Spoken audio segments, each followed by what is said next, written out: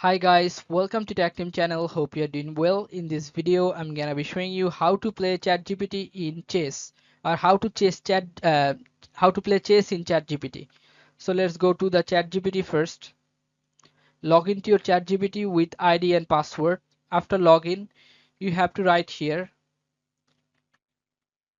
Let's play chess. Now hit enter.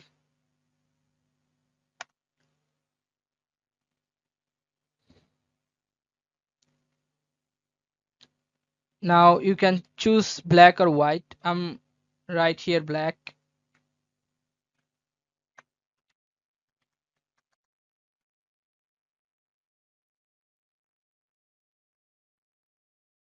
Now you have to write your move here. My move is e5.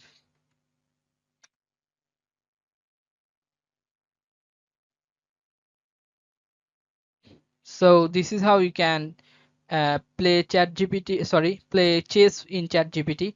So guys, if you find this video helpful, then please give a thumbs up and don't forget to subscribe the channel. Thank you so much for watching the video.